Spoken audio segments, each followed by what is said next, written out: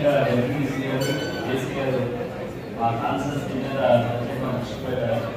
ఎందుకంటే ఇందాక శ్రీగా అన్నట్టుగా గత ప్రభుత్వాల్లో ఎక్కడ కూడా ఏ మండలానికి నిధులు కేటాయించినటువంటి దాఖలు లేవు.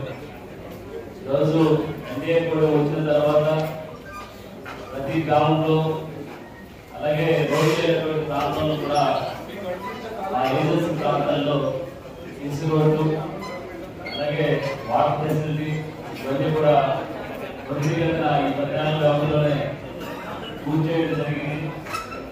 అలాగే మన ఎన్డీఏ కూడా ప్రభుత్వం వచ్చిన తర్వాత మా కాన్స్టిట్యూన్సీకి సంబంధించి నిర్వాసితులకు కూడా పూర్తిగా న్యాయం జరిగింది. అలాగే హైవేలు కూడా త్వరితగతిన వర్క్ చేయడం జరుగుతుంది. అలాగే గత ప్రభుత్వాల్లో ఏదైతే జడ్పీటీసీ అందరూ కూడా ఎంత అసంతృప్తి ఉన్నారో మీ అందరికీ తెలుసు. ఎక్కడా కూడా ఏ గ్రామంలో కూడా డెవలప్మెంట్ లేకుండా అనేక ఇబ్బందులు పడ్డారు. అలాగే ముఖ్యంగా ఈరోజు మాకు 7 మండల గ్రామాలు ఇప్పుడు వచ్చేది వేసవి కాలం. 7 మండలాలకు సంబంధించి వాటర్ ట్యాంక్ శాంక్షన్ అయింది, కానీ ఈ రోజు వరకు 10 నెలలు అవుతున్నప్పుడు ఈ రోజు వరకు కంపెనీ వారు ఎవరు వచ్చి కూడా వాటర్ ట్యాంకుల్ని స్టార్ట్ చేయడం జరగలేదు.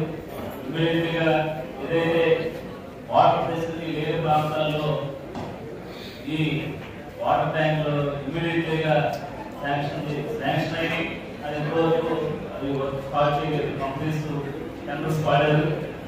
దాన్ని ఇమీడియట్గా స్టార్ట్ చేయాలని నేను చైర్మన్ గారికి జేసీ గారికి తెలియజేస్తున్నాను.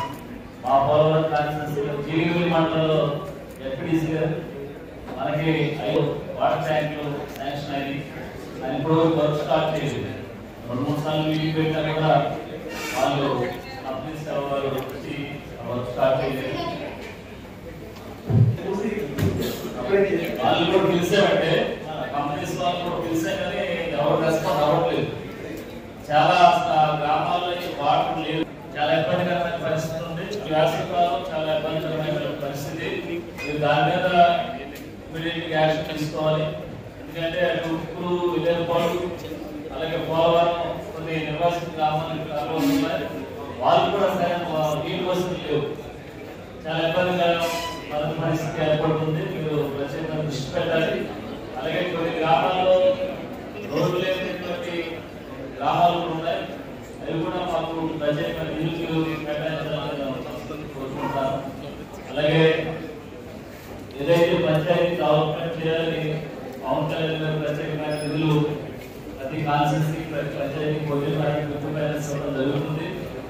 అలాగే గత ప్రభుత్వాలు ఎక్కడ కూడా ఇచ్చిన తగ్గలేదు.